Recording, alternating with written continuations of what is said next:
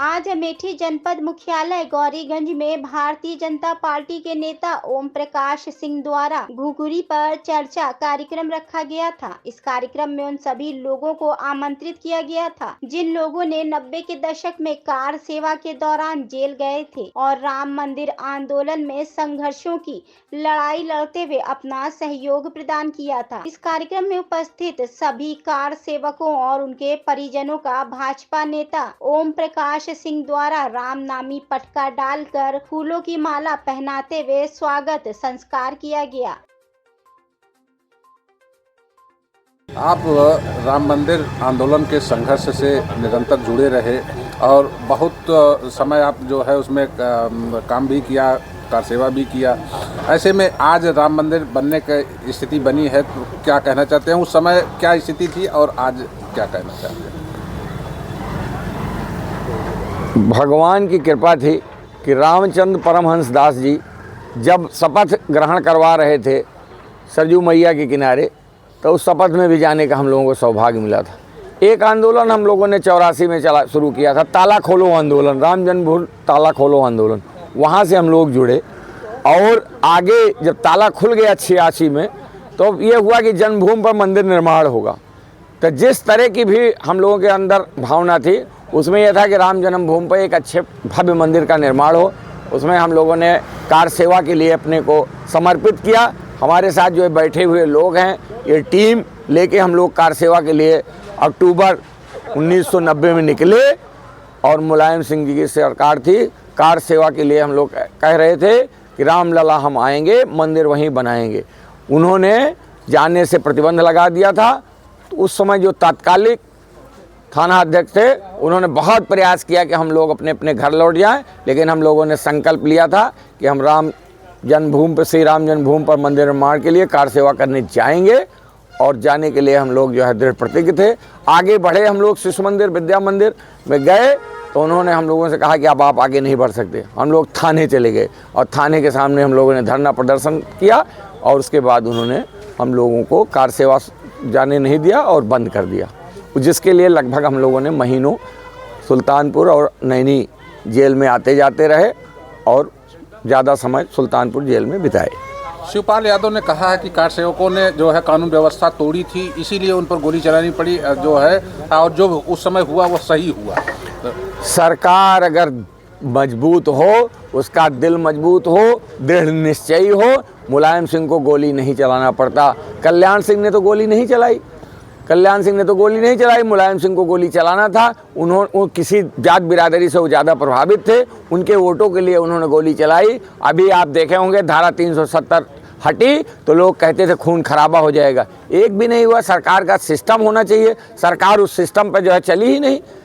उन्होंने ऐसा प्रतिबंध लगा दिया कि कोई अब आगे जाएगा नहीं। उनका तो ये कहना था कि वहाँ परिंदा पर नहीं मार पाएगा। हम लोगों ने वो दिखा दिया उनको कि नहीं, हम जाएंगे और मंदिर भी बनाएंगे और उस विवादित ढांचे को भी ढाएंगे। और जो 1992 में आपके सामने प्रस्तुत हुआ, शिवपाल सिंह क्या कहते हैं, हम लोग उस पर बहुत गौर नहीं करते। शिवपाल सिंह जो है वो बिल्कुल डिप्रेस्ड हैं, वो फ्रस्ट्रेटेड पॉलिटिशियन है। कितने कार सेवक जो है अमेठी से रखे होंगे? हम लोग तो लगभग यहाँ से जो हम लोग आंदोलन करके निकले थे वो 108 कार सेवक यहाँ से थे और सारे लोगों को जेल भेजा गया था। हमारे साथी करीब उसमें आधे से अधिक स्वर्गीय हो गए हैं और बाकी जो लोग हैं ज़्यादातर लोगों ने यहाँ आए और हम लोगों के साथ जो है चाय पार्टी की। आप कार सेवा में शामिल थे, यहाँ से गए हुए थे, और उस समय क्या क्या आपको देखने को मिला और आज आप कैसा महसूस कर रहे हैं? हम जन्मभूमि की कार सेवा के लिए अपने परिवार से 4 लोग निकले थे, जिसमें मैं अकेला जिंदा हूँ, बाकी 3 लोग दुनिया में नहीं रहे। घर से हम लोग अयोध्या के लिए निकले थे कार सेवा के लिए, लेकिन गौरीगंज में चप्पे चप्पे पर पुलिस थी। बीआर राय साहब यहाँ के इंचार्ज थे, उन्होंने हम लोगों को अरेस्ट किया और थाने ले गए। थाने से जेल द्वारा सुल्तानपुर जेल हम गए। सुल्तानपुर जेल से हमको नैनी ले जाया गया। बहुत लंबे जत्थे के साथ हम लोग नैनी गए। नैनी में से फिर वापस सुल्तानपुर लाया गया। वहाँ पे हम लोग 18 दिन तक जेल के अंदर रहे, नारा लगाते रहे। उत्साह बहुत प्रबल था और एक दिन वो था जब हम लोग आंदोलन किए और 34-35 साल के बाद वो दिन आया है जब वो भव्य मंदिर बन के तैयार हुआ है। हमारे आराध्य भगवान श्री राम जी उसमें स्थापित हो चुके हैं। ये हमारे जीवन का सबसे स्वर्णिम और सबसे सौभाग्यशाली क्षण है और इसको मैं अपने जीवन का एक अहम हिस्सा मानता हूँ और आगे कोशिश करूँगा कि ये आंदोलन चले और काशी का जो हमारा कलंक है वो मस्जिद वो मिटाई जाए और श्री कृष्ण जन्म स्थान पे जो मस्जिद का ढांचा है वो कलंक है उसको हटाया जाए और दोनों स्थान ये फिर से स्थापित हों अपने पूर्व मूल्यों पर। क्या नाम है आपका? राजनारायण मिश्रा। मिश्रा जी, आपने जो है कार सेवा किया हुआ है और काफ़ी इस जो राम मंदिर आंदोलन है उसमें काफ़ी आपने बढ़ चढ़ के हिस्सा लिया। उस समय क्या परिस्थितियाँ स्थितियाँ थीं और आज जब राम मंदिर बन रहा कर तैयार हो गया है तो आज कैसा महसूस कर रहे हैं? आज हम क्या पूरा देश महसूस कर रहा है कि आज ना गोलियां चल रही हैं, ना कहीं दंगा हो रहा है, ना कहीं फसाद हो रहा है। उस समय तो निहत्थे कारसेवकों पर गोलियां चलवाई जा रही थी, लाठी डंडों से पुलिस वाले से पिटवाया जा रहा था।